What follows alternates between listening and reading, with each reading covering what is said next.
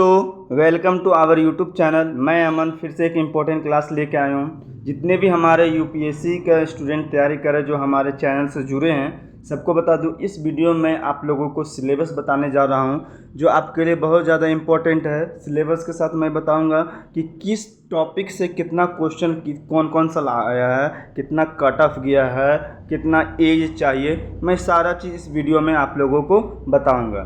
इसलिए आप लोग इस वीडियो को अच्छी तरह से देखेंगे। चलिए मैं बताता हूं, आप लोगों को बता दूं यूपीएससी में 3 परीक्षाएं होती है, प्रारंभिक, मुख्य और साक्षात्तर। साक्षात्तर मतलब होता है इंटरव्यू, ठीक है। और सबका एक एक करके मैं सब कुछ धीरे धीरे बताऊंगा, इसलिए इस सिलेबस को अच्छा देखो। प्लस ये दृष्टि का ही सिलेबस है, मैं दृष्टि का ही क्लास ज्वाइन किया हूँ, उसी के हिसाब से मैं पढ़ रहा हूँ। मैं आप लोगों को भी पढ़ाऊँगा और आप लोग भी इस चैनल पर बने रहें, नोट्स भी मिलेंगे, ठीक है। चलो देखो, पहले देखो प्रारंभिक परीक्षा यानी प्रीलिम्स। इसमें क्या होगा, 2 पेपर का आपको एग्ज़ाम देना होता है, ठीक है। 100 प्रश्न रहते हैं, सामान्य पत्र 1 सामान्य अध्ययन, दूसरा सीटेट, ठीक है।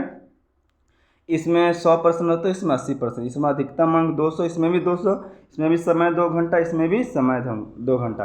लेकिन प्रश्न पत्र 2 जो होता है वो क्वालिफाइंग पेपर होता है। इसका भी जो नेगेटिव मार्किंग होता है 1/3 होता है। इसका भी नेगेटिव मार्किंग क्या होता है, 1/3 होता है। ये प्रीलिम्स पास करने के तक का होता है। अब बात करेंगे मुख्य परीक्षा। मुख्य परीक्षा में, ठीक है, 2 क्वालिफाइंग पेपर होता है, प्रश्न क प्रश्न ख, फिर मेरिट लिस्ट का पेपर होता है। क में देखो क्या होता है, हिंदी या तो कोई भी अनुसूचित भाषा आप ले सकते हैं, जैसे मान लो आप उर्दू या मैथिली, जो भाषा आप चाहते हो ले लोगे, हम तो हिंदी लेंगे, ठीक है। अब क्वालिफाइंग पेपर 2 में हमेशा आपको इंग्लिश ही रखना होगा। इसमें 25% आपको नंबर लाना है। 300 मार्क्स अधिकतम होगा, समय 3 घंटा होगा। इसलिए ये मेरिट लिस्ट में नहीं जुड़ता है, ठीक है। अब बात करेंगे मेरिट लिस्ट में कौन जुड़ता है भाई, तो मेरिट लिस्ट में आपका पेपर टोटल कुल पेपर 6 जुड़ता है। कितना जुड़ता है, 6 जुड़ता है। तो आपको देखोगे कौन कौन, प्रश्न पत्र 1 यानी निबंध जो 250 नंबर का रहेगा, 3 घंटे का। फिर प्रश्न पेपर 2 सामान्य अध्ययन यानी भारतीय विरासत यानी हिस्ट्री, ठीक है, इतिहास भूगोल समाज, ये 250 नंबर का 3 घंटे का। फिर प्रश्न पेपर पत्र 3 सामान्य अध्ययन, ये तुमको आपको जुड़ता है जिसमें शासन संविधान यानी पॉलिटिकल साइंस, ये 250 नंबर का 3 घंटे का, ठीक है। 4 में बात करेंगे तो प्रौद्योगिकी आर्थिक विकास यानी जैव विविधता पर्यावरण सुरक्षा आपदा ज्योग्राफी, ठीक है। फिर प्रश्न पत्र 5 में सामान्य अध्ययन नीतिशास्त्र अभिरुचि, ये सब आएगा 250 में। और प्रश्न पत्र 6 में आपको पढ़ना पड़ेगा वैकल्पिक विषय, ठीक है, यानी ऑप्शनल, ठीक है।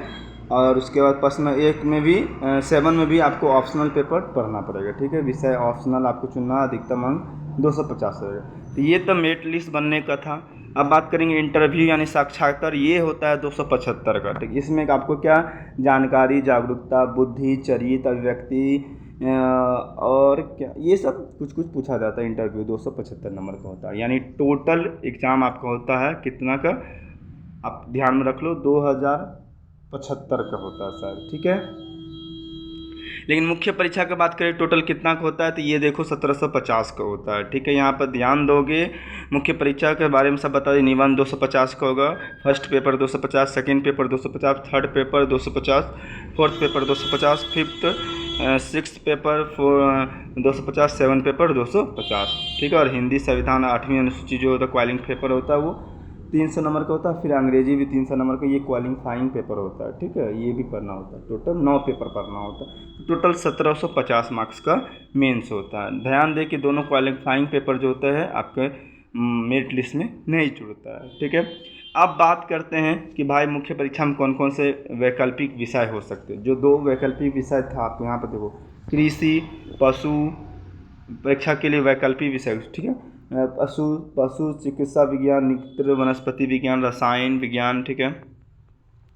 फिर सिविल इंजीनियरिंग, वाणिज्य व लेखन, ठीक है, अर्थशास्त्र, इलेक्ट्रिकल इंजीनियर, भूगोल, भू विज्ञान, इतिहास, विधि प्रबंध, गणित, यांत्रिक इंजीनियरिंग, चिकित्सक विज्ञान, ठीक है, भौतिक, दार्शनिक, ये सब, लेखा प्रशासन, समाज शास्त्र, सांख्यिकी, पर्यावरण विज्ञान, ये सब आपके होते हैं, ठीक है। देखिए संस्कृत हिंदी सब हो सकता है। ऑप्शनल पेपर आप कुछ भी ले सकते हैं, तो मैं ऑप्शनल में लूँगा, बता दूँ आपको, पॉलिटिकल साइंस में लूँगा, ठीक है।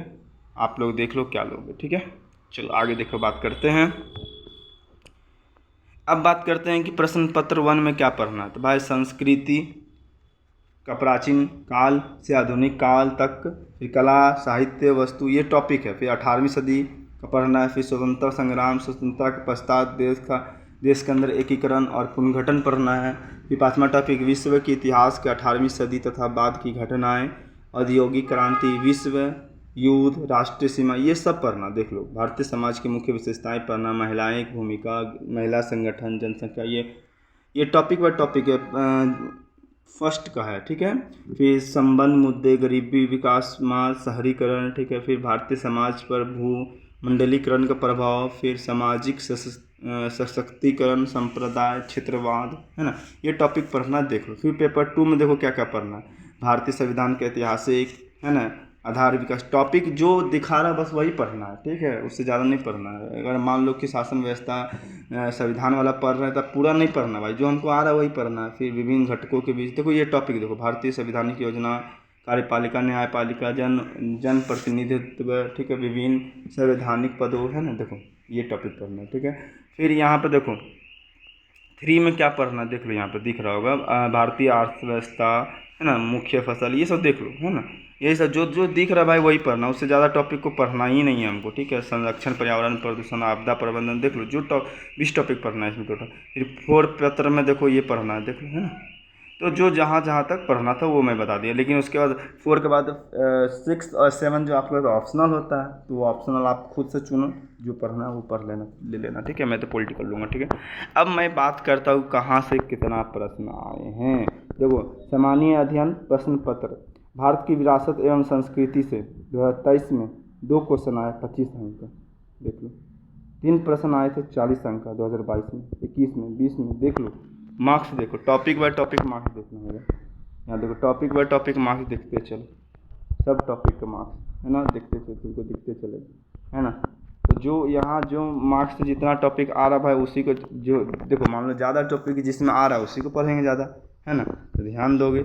आगे देखो, प्रश्न पत्र 2 देखो, भारतीय संविधान की विशेषताएं से देखो, 3 प्रश्न आए 2023 में, 40 मार्क्स, देख लो, देखते चलो सबका कौन कौन टॉपिक से कितना मार्क्स का आ रहा है वो भी मैं बता दे रहा हूँ, है ना। अपना ध्यान से पढ़ो। अर्थव्यवस्था से देखो 1 क्वेश्चन इस बार आया था 10 मार्क्स का। ये समावेशी विकास से 2 प्रश्न आया था 30 मार्क्स का। तो देखो बजट इस बार नहीं आया, पिछले बार भी नहीं आया, तो पढ़ना तो इस बार आ सकता है, तो गारंटी नहीं कि आएगा नहीं। देखो देखो, है ना। इस तरह से आपको यहाँ पर ध्यान देना है कि कौन प्रश्न कहाँ से आते हैं भाई, तो किसको ज़्यादा पढ़ना है किसको नहीं पढ़ना है, तो ये सब चीज़ मैं भी दिखा दिया, ठीक है। अब बात करते हैं भाई एज का। देखो एज मैं बता दूं, सामान्य जनरल के है तो 21 से 22, ओबीसी के है तो 21 से 35, SC ST है तो 37 तक, और अनुसूचित जनजाति है तो 21 से लेकर 27 तक, ठीक, 37 तक आपको मैं बता दूं। और ये भी बता दूं कि अटैम्प्ट भी होता है, जनरल का आपको बता दूं 6 अटैम्प्ट होता है, ओबीसी का 9 होता है, SC और ST का जब तक एज है तब तक वो डाल सकते हैं, ठीक है। ये अटैम्प्ट भी जान लो, है ना।